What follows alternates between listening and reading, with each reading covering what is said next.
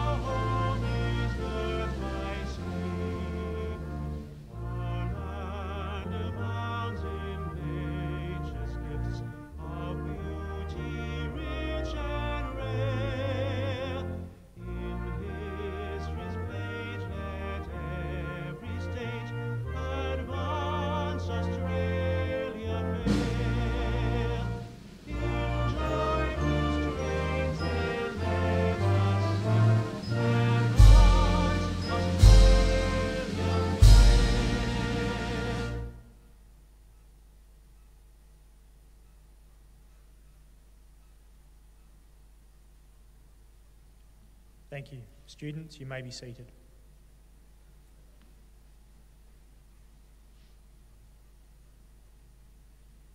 The Australian War Memorial was the vision of Charles Bean, Australia's First World War official historian. Bean landed with the Australian troops on Gallipoli and stayed with them at the front through to the end of the war. The idea of this national memorial and museum came to him at Pozières, France, in the depths of the bloody fighting of 1916. Bean's idea was that this would be a place where families and friends could mourn loved ones buried in faraway lands. It would also be a place that could help all Australians understand what these men and women had endured and what they had done for us. Bean's vision, to which we remain true, is best expressed as inscribed in the entrance to the memorial's galleries. Here is their spirit, in the heart of the land they loved, and here we guard the record which they themselves made. Tonight, we will read the story behind just one of those on the Roll of Honour, which lists the names of more than 102,000 men and women who have given their lives for us in war and operations for more than a century. But first, we present a lament, Flowers of the Forest. Wreaths or floral tributes will now be laid at the base of the pool of reflection.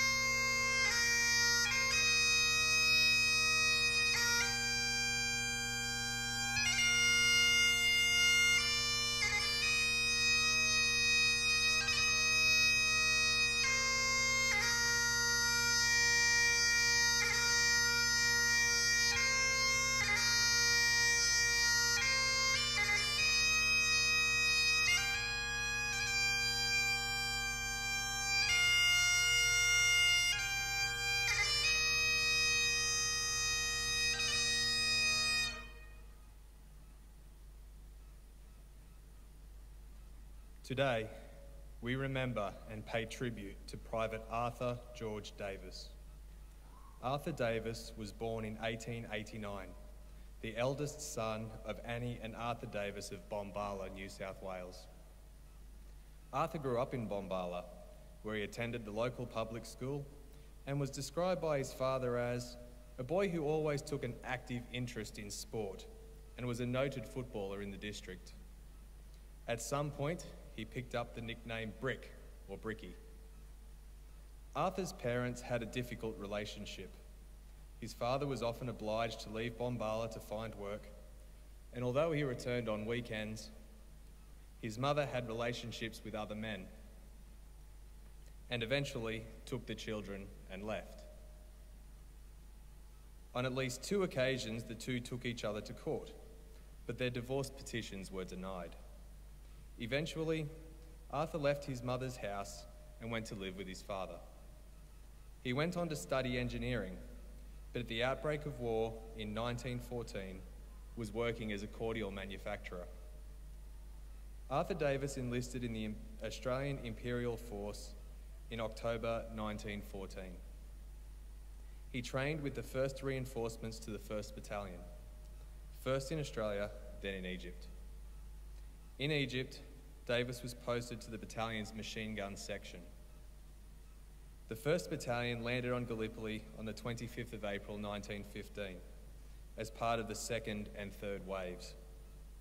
It later went on to participate in the Battle of Lone Pine in August, before being evacuated at the end of the year. Little is known of Private Davis's experiences on Gallipoli, although he reportedly never received a scratch in months of service. It was reported that, always of bright and cheery disposition, Arthur took to the conditions in which he found himself in a contented mind, and in his letters home he never complained of himself, but only of those who stayed at home while he and others did the fighting for them.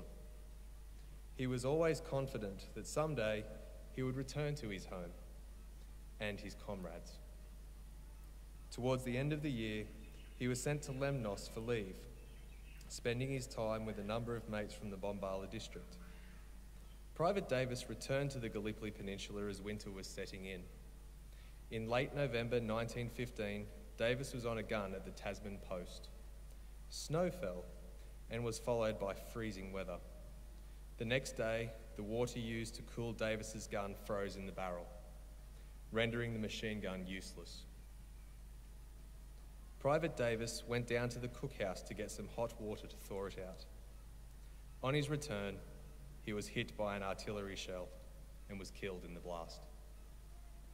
Private Walter Curtis, a friend of Davis's, wrote to his father to say, "It was a very sad blow to all of us at Gallipoli, as Arthur was a great favourite of all who knew him, and he was brave to the last." Davis was buried nearby his mates. Today he lies in Shell Green Cemetery beneath the words, "In the midst of life, we are in death." He was 25 years old. Arthur Davis's name is listed on the Roll of Honour on my right, among almost 62,000 Australians who died while serving in the First World War.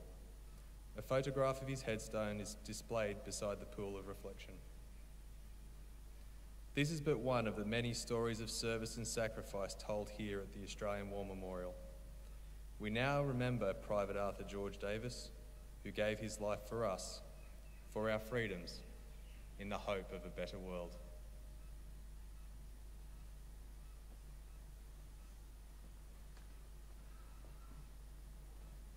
Please stand for the reading of the Ode and the sounding of the last post.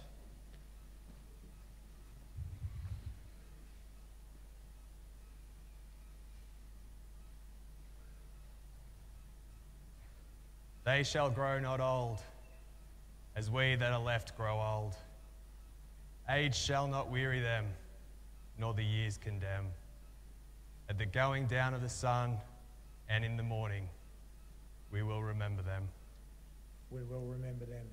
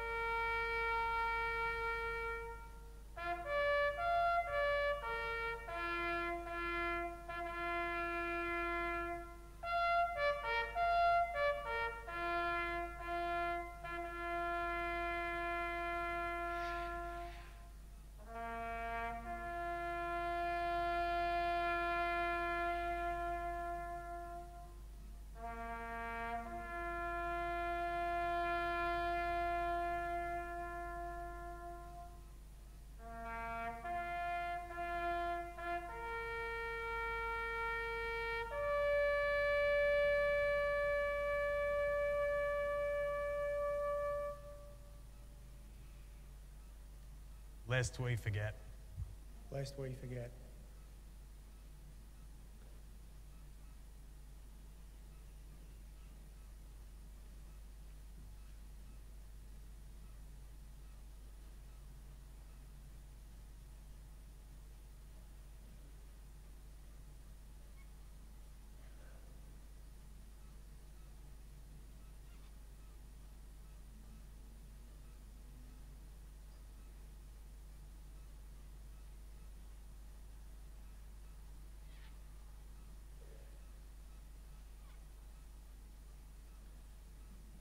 We leave you this evening with the words of the memorial's founder, Charles Bean.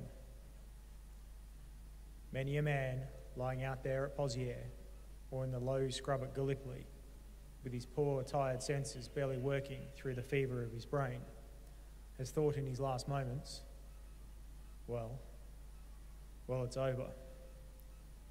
But in Australia, they will be proud of this. Ladies and gentlemen, girls and boys, that concludes the last post ceremony. We thank you for visiting the Australian War Memorial and wish you all a very good evening.